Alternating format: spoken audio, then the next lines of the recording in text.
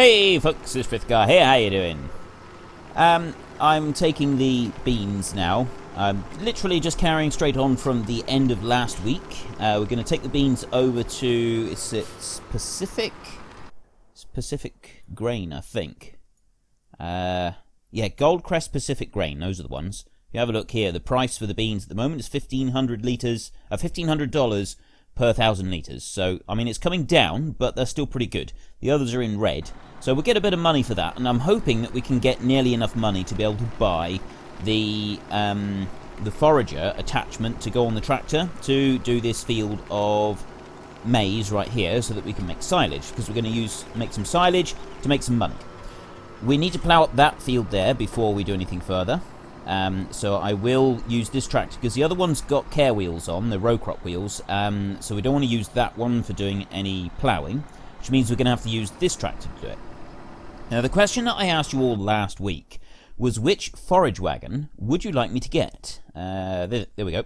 Did you want me to get the Pottinger, or did you want me to get the Mengel Garant? Now I said to you that the Garant needed this pallet of blades here, but what I didn't realise was that it also needs this silage additive as well. I don't know if it can run without the additive. I'm not really sure what happens with the additive, so we're going to have to get that as well.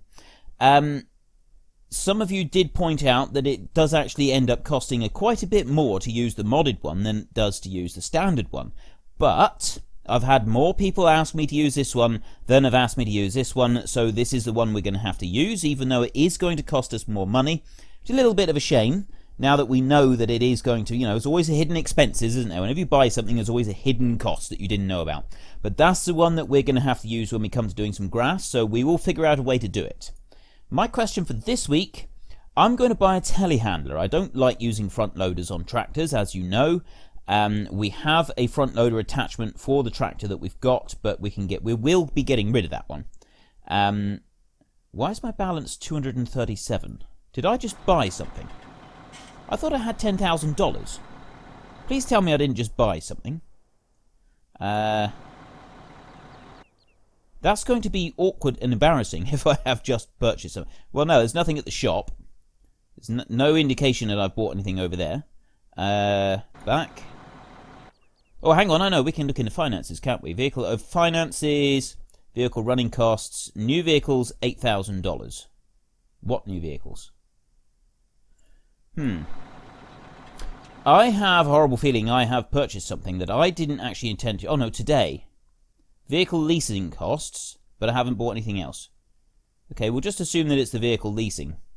Wage payments, yeah, it must be. Because those are expensive. I thought I had more than that. Maybe I'm thinking of a different map. I got several. But anyway, so yeah, the telehandlers, I want to get a front loader, I want to get a telehandler. So it's going to be the Liebherr, the Manitou, the JCB, or the New Holland. Now this is the mod that is available from Mod Hub. So it's not going to have a separate link or anything, it's just on the Farming Simulator Mod Hub. So I'll either get that New Holland, the JCB, the Manitou, or the Liebherr. It'll be one of those. And we will try and buy it, because I've also had several people say, could you please stop leasing quite so much machinery? I lease a lot of stuff, because I wanted to try and sort of access as much as I could. So I'm going to ease back a bit on the leasing. I'm trying to do my Sosnovka map without leasing anything else. It's not going to be entirely possible. So I'm not going to pull back on leasing quite so much on this map, because we're not doing animals. Excuse me. I think it's going to be slightly more difficult to not do the leasing on this map. So I will do some leasing still. I won't do quite as much. I will try and sort of pull back a little bit on that. And we'll have to see how it goes. We'll kind of play it by ear. I am going to buy the silage thing, I think. I don't even know if I'm going to do that yet. We'll have to see how much money we get for these beans. I'm going to start ploughing tonight. But then tomorrow, we'll probably have to leave the ploughing, I should think, because I'm not going to go and just sit and plough all of that field off screen. I'd like to have a tractor going and doing it, but I can't really leave one with care wheels on doing ploughing, because that is completely and totally unrealistic. It just wouldn't happen. Right, let's see how much we get for these beans a minute. Tip those out. And our money is piling up. I think we are going to just have to lease the forage thingy. 18,000 we have. So if we take a look at the forage thingy, forager, yeah, the Mex 5, the Pottinger Mex 5. See, this thing's tiny. It's like 2.2 meters wide. It's really small. $38,000, but it's $4,000 if we lease it.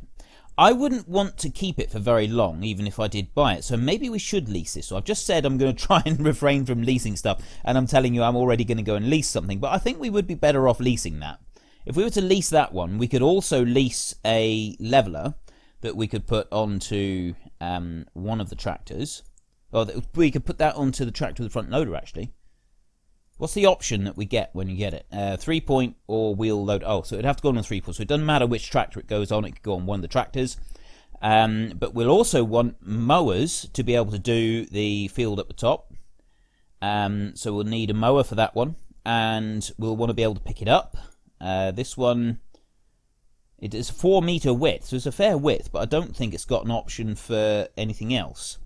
Obviously, everybody wants me to do the backwards stuff, so that's 4,000 to lease, and that one is another 1,000 to lease, but I won't do that yet. We will do it, but I won't do it yet. We're going to use that one first. Anyway, so it does look like we are going to have to lease quite a bit. I've literally just told you that I want to do the leasing.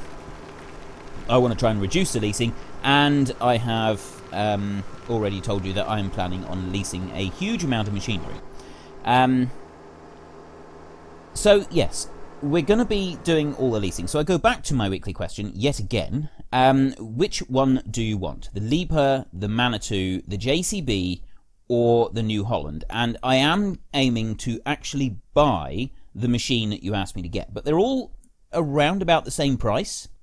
So you choose. So Liebherr, Manitou, JCB, or New Holland. Head to the comment section down below and let me know what you want. It's your vote. It's your game. In just one other little tiny detail, I have, I think, done between 4,000 and 5,000 hours driving telehandlers. In the time that I've been driving telehandlers, I have never found a JCB machine that I enjoyed driving and I liked. I thought they were horrific machines. I've never driven an articulated machine I enjoyed driving. I haven't tried so that kind of, it puts the JCB at the bottom of the heap as far as I'm concerned. And the New Holland and the Liebherr, I've never actually driven one of those in real life. Manitou and Mapbro are the two that I've driven most, and they're also the two that I like the most. So I've tried various other ones. I tried a John Deere one. I have tried, what else did I try? No, I did try a New Holland one as well. But I got to say that Manitou is probably one of my favourites. It's like really close between Manitou and Mapbro. There's not a lot to choose from between them as far as I'm concerned. I think they're both fantastic, and so given the choice on there, my personal preference is Manitou. So if you want to take that into consideration, that's entirely up to you. If you don't want to take that into consideration and you want me to get something different, again, that is entirely up to you. I will let you choose whichever one you want me to get, obviously, as I always do. I'm just, trying to influence it just a smidgen, just a teeny bit, if you'll forgive me for that. Ooh, before we start, have I fertilised the field? I don't think I have. I think I need to do that. Let's just go through here. And fruit types, we want to go to growth. No, we want to go to soil composition. So we know that it needs ploughing. Take that off. No fertilizer at all. Right. So what that means is this tractor can stay right here for a minute. And we will run in here and get into this tractor. We've got 3,500 litres of fertilizer in here, so it's absolutely fine for that. I always use the hired help when I'm doing fertilizer. It's just something that I do. I did have a few people say that I should use less hired help when I'm doing things. I left the beacon on that other tractor. I should have turned that off. Oh well. Hopefully it won't flatten the battery. Oh, and that's something else that I've done. I don't know if you see. Yeah, let's just quickly show you. There's a new mod that they put on the Farming Simulator website, on the mod hub. It's the camera thing. And now it doesn't move the camera around. The camera just kind of passes through the buildings and stuff. But it also means that when you have like a trailer load of logs or something like that, and you want to pan the camera around behind the trailer load of logs, it doesn't automatically clip it to the front of the logs to make it like a little bit more difficult to look around. Your camera will go round behind the trailer load of logs, which it's only something small. It's like a little detail, and you do have to keep moving the camera away out of the way of the building so that you can see what you're doing. But overall, I'm very pleased with it. I like the result. I used it in the time-lapse that I released yesterday. Why did I just do that? I got my buttons mapped close together on my steering wheel, and I just pressed the unhitch instead of use the hired help. Yeah. Okay. So, who have we got today? We have... I'm going to have to start giving these people names. I'm sure that there's like set combinations of appearance. So we'll call this one Lucy. She's Lucy. Lucy is doing our fertilizer for us, and she's doing a wonderful job. So while she goes and does that, I'll tell you what, we will let this finish, and I'm going to go and get the plough ready and bring that over while she finishes off this field, and then we can get started on ploughing. Right, just going to squeeze in round behind the tree, and we're going to start ploughing straight up across here. And I'm going to start ploughing on this side so that the final like ditch is over on the far side of the field for this one. So let's lower the plough down, and again I will use a hired help. I like using the hired help for a lot of the tasks. We do the normal help like we do it ourselves for when we're doing the missions, but if you're using a hired help, it means that you can zoom in at an angle like this, and so you can admire the machine. I mean, look at that. The Cow Edition Valtra T. And we've got, who should we call him? John. Hello, John. How you doing? So John and Lucy are doing this field for us. We've got the plough working away. I would like to get a bigger plough, but I was actually talking about this in a time-lapse for yesterday. I think that's going to have to be right down on our list of priorities, because we don't do that much ploughing. We do other tasks every now and then, but the ploughing is not anywhere near as frequent. My main issue is that I need to plough this field, but I also need to do the silage over there as soon as we start, and I've only got these two tractors. I can't do ploughing with care wheels on, with the row crop tyres on. That's just not something that can be done. It would destroy those type of tyres. Now I think that tractor over there would be able to handle this plough. So what that means is we are going to have to leap out of this one while he's still moving. You shouldn't really do that. We'll let that one carry on. We're going to have to take this one all the way over to the shop, because we don't have the workshop over here. It would be nice if we could get it, and it would end up saving us money in the long run, but it's going to take quite a bit to earn that money back. And if we just take a quick glance at our finances here. Oh, hang on. Our loan is 75,000. Our loan can go up a long way above that. I'm thinking that we should actually buy the workshop. I think that'd be... Yeah, alright, let's do it. We'll buy the... Hang on. Let me just see how much the workshop is. We could buy the workshop. That's going to save us $1,000 every time we need to use... Every time we need to do something. Vehicle... Oh, 28,000. So we'd have to do it 28 times. Change wheels 28 times, and it will have paid for itself. I'm also considering buying one of these two. Here. You've got the heating plant where you put wood chips into that one and it sells them direct. You don't have to take them all the way over to the sawmill. I don't know if it gives you less money because of it. I'm not sure how the price compares.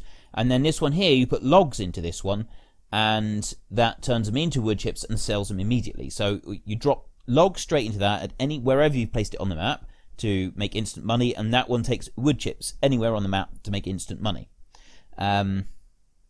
28,000 to get that. Okay, we're going to do it. I have decided. I'm not going to ask your permission on this one. This is one that I'm going to do an executive decision on. What am I doing? Wrong way round. I don't want to repay it. Right. So we'll increase our loan to 125,000, because that's going to give us enough money to do a couple of other bits and pieces as well. So then we will go to, that gives us $68,000. So we go to the Lizard Vehicle Workshop. That's the one that we want. We'll have this one, and I'm going to put this one... over here. Now, I've got the workshop on my time-lapse map. I've got it right there on the end, which kind of works out well. That's a good spot to put it, I think. I know some other people have got theirs up here. You turn it round and can't be placed here. Yeah, basically you just turn it round and place it there. How do you turn it? I don't actually have the key options up. Right, use the keys does that. There we go. So use Q and E to rotate it round. Now some people have got theirs here, like this, sort of parallel with the road. And place it like that. Now that could work. It's not going to be in the way there. I was thinking actually we'd probably be able to fit a couple of bits of stuff in there. But I'm thinking actually I'm going to put this one up this end this time. It's not going to be the same as my time-lapse series. So it is... We do have something a little bit different. If I put that... Do I want to overlap the back? Let's just put it right there. There we go. I now have a vehicle workshop. Back and... Ooh! Something else I really wanted. A pressure washer. I can clean my tractor! Okay, let's bring this one down here. Pressure washer is there on the time-lapse, so I want to do it different. I'm making sure that I do everything a bit different on the two different maps. I don't want everything looking the same. I don't think it would be very good. Okay, where am I going to put this one? I suppose I could sort of stick it up over here somewhere, but then you're on a muddy track, and cleaning stuff on a muddy track doesn't work, so it would have to be down here somewhere. I'm going to actually put it here. If I can... No, I don't want to rotate that one. How do I rotate me? How do I rotate me? Oh, the arrow keys. You've got to use the arrow keys to do that bit. So I'll put that one over this side. It's going to be just there on the grass, facing towards the house, so whenever I clean machinery, I'm blasting mud back towards my own home. Let's put it on this side, shall we? There. There we go. So now we have pressure washer as well. So let's come out of that one and back and back. Okay, so now I'm not going to be blasting stuff towards my own home. He is working away quite nicely. This one here is now going to change over to standard wheels, and I'm hoping... That's just cost us an absolute fortune, so this better be worth it. We will change to standard wheels. Now, I was encountering a bug with this previously, when if you got the machine originally with the care wheels, the row crop tyres, and then you changed over to standard, you had to pay for the care wheels again the second time you got them. So we may encounter that, which is a little bit of a nuisance, but it is something unfortunately we're just going to have to put up with. I don't know if that bug was cured in the recent update. So let me bring that one over there. I'll drop the fertilizer spinner down here. Zoom in a little bit and lower that one down. So we'll put that one there like that. Now when you change stuff over with the workshop, it automatically drops off a weight on the front if you've got a weight on the front. This one doesn't actually have a weight. I suppose actually we could take the weight off of there because we're going to be using the front mounted forager on there, so we've got a weight for it, so that's okay. Now I have found it's done some very weird things when you change your tyres over. So let's just have a look. Multi... What? Oh, you... Urgh! We've leased this machine, so we can't customize it. I have just spent $28,000 on a workshop that I can't use. Oh, I'll tell you what, it's something... If I wasn't laughing, I'd be crying. Okay, so I've just spent 28 grand on something that I can't use at all. You can't use a tractor that has got those thin tyres to do ploughing. It would shred the tyres. It just wouldn't work. So that's not going to be an option. I can't use that tractor for anything other than, you know, very basic tasks. I could use it for weeding, stuff like that. Which means that one's going to be doing the ploughing. I don't want to sit and wait for all the ploughing to be done before the morning, because I'm going to fast forward time to the morning very shortly. I'm going to go to bed for the night. So I think what we're going to have to do is just going to have to park up the plough for a bit while that one goes over there. Or option 2 is to buy another tractor. How much is that tractor to actually go and buy it? We got the stayer, haven't we? That's the one. If we were to... Right, the engine can increase up to 114 horsepower. We'll go for just standard on the rest, and we will get the front loader attachment. So that would be 90 grand. We're going to need another 60,000, basically. We need another $60,000 to get that. And we have available 75,000, which means we're not going to have anything else available for any other tasks. No, it's not really an option. Okay. Now I just look like a fool. I have bought this workshop, and I can't do anything with it at all. Oh, this is awful. Well, we've got the workshop. It does look pretty, doesn't it? I wonder how much we could sell it for. Yeah, I'm seriously considering selling 14,000. Okay, we're not going to do that. We're not even going to entertain that idea. I'll tell you what, let's get to the morning, and then I will have to stop that one. He's going to work through the night. He's going to be a brave soul, and he's going to work through the night. But in the meantime, I'm going to bed. Good morning. Well, I had a wonderful, relaxing night's sleep. And John, the guy out here doing the ploughing, wherever he is ploughing away quite nicely. I also collected the eggs this morning, and if we take a quick look, you've got to go back through statistics now to see them. Eggs in backpack. We got 52 eggs. So I'm thinking that we'll let John continue on with the ploughing. He's doing a grand job, and I don't really want to interrupt him. He hasn't fallen asleep yet. He's still going, still chugging away. Look at him there. Fantastic. Good man, John. Good man. Keep it up. So yeah, while he's still doing that, we're going to go and get into the stayer down there, and we're going to drive off to the vehicle shop. We're going to collect the forage wagon, not forage wagon, the forager, because we can stick it on the back of this one just fine. We won't be able to use it on this one. Now, I know, just before anyone says anything, I know that I could actually go and do the ploughing with this vehicle. Okay. Oh! I'll tell you what we can do. Before I go anywhere, I don't want to be seen in this. I do have a pressure washer. I can at least get some benefit from the incredible extravagance of splashing out on something that I wasn't going to use. Let's just use the pressure washer a minute and clean this tractor off. So yes, I do know that the game would actually allow me to do the ploughing with these tyres on. But in real life, if you were to try and do ploughing with row crop tyres on, or row crop wheels, you would completely obliterate the wheels. It would just shred them to pieces. They would not be able to cope with it. The tractor wouldn't grip very well either. It would probably just spin itself into the ground. Generally, bad things would happen. You would not try to do ploughing with thin wheels on like that. It wouldn't do your wallet or the vehicle any good whatsoever. So we're not going to do that. I'm going to try to keep things a bit realistic, like doing cultivating after ploughing. I think the game will allow you to sow seed after you've ploughed, but in real life you wouldn't do that. You would break down all the clods and so on first. I think I actually said that yesterday in my time lapse. So with little things like that we will do. So like this one, I can go and drive around. I can collect stuff up with my with this one, and I know people that have done grain carting with one of these, or with a vehicle with row crop tyres on. Doing grain carting around, that's fine. You're not pulling a terribly large weight with it, so it kind of works, but you definitely wouldn't do ploughing. And we're going to collect the forager, and we're going to bring that one back, and then in our next episode we will be doing some silage. We won't have time to start it today because our episode is almost finished.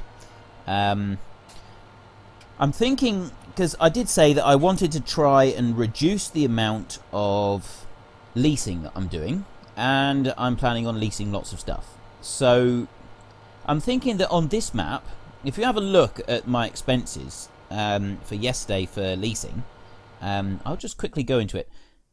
Look at this. This is the vehicle leasing costs. Okay, they're costing us a lot of money. $47,000, $50,000 per day. So that's going to be our big expense, is leasing. So the more we lease, obviously the more expensive it is to keep on top and keep our finances in the black. We don't want to go into the red. We've still got some loan in reserve. So forget what I said about not leasing stuff on this map.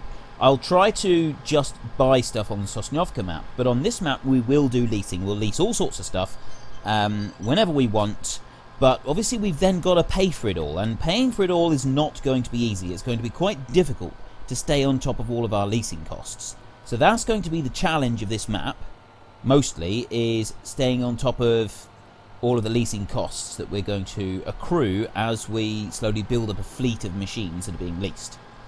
And obviously we'll buy things when we can afford them. It's just I think this could sort of be a bit of extra challenge for this map to try and do it this way. So that is my plan. I have decided, I've given it all a bit of careful thought about what I want to do and so on. And then I announced it all to you and immediately changed my mind. I do things like that. So yes, I am just about out of time, so we're just going to come in here and we're going to lease the forager, because we're only using it for this one field. As soon as we've done this one field, we'll send that one back. That one can be returned. I don't want to keep that one. So let me just come into here and leap out. That one can stay running. Come over to the shop, and yes, I know you can just press P, because I was looking at it just now. But when I'm buying stuff, I like to actually come to the shop to buy it. It's kind of just, you know, a little bit of realism for you. So my question for this week: do you want me to buy the Liebherr? Do you want me to buy the Manitou? Do you want me to buy the JCB? Or do you want me to buy the New Holland? I will try to buy this particular one. Whichever one you like, the New Holland, the JCB, the Manitou, or the Liebherr. It's your vote, it's your game. Head to the comment section down below and let me know which one you want me to get. Now then, foragers. The Pottinger Mex 5. Now, we're not going to use this for anything other than this one field, so we will lease it. There we go. More leasing expenses. And I'm not going to need anything else right now. I will be needing stuff later on, a few other bits and pieces. But right now, we won't, so... Ooh! I wonder if we could use this one backwards on the other tractor. That could actually be quite interesting. If we could do that backwards, we could tow the trailer from the front, from the weight on the front of the machine, and then tow it backwards, sort of do the field in the backwards driving position, which could, yeah, it'll make the most of the backwards driving. It'll be easier to see what's going on with this machine if you're facing around the other way, because obviously it's not stuck way in front of you on the bonnet. I think that's going to be a good way to do it. Ah, okay. So that'll be in our next episode. I'm going to drive home now, and the ploughing is going to continue. We may even have finished the ploughing by the time you meet up with me in tomorrow's episode. I do apologise that... Ooh, I'm a bit light on the front wheel, so I do apologise that we didn't actually seem to do very much today. All we did was a little bit of ploughing, and we bought the workshop. But we are now ready to start our foraging. Sorry, I was also thinking, actually, no, we did sell the grain as well to start with, didn't we? Not that we had very much to sell. But anyway, if you enjoyed this episode, please head down below and give me a like. And if you really enjoyed it, then please tell your friends all about me. Get them to come and watch as well. That would be awesome. But until next time, thank you very much for watching. This is Frithgar. Goodbye, and see you later.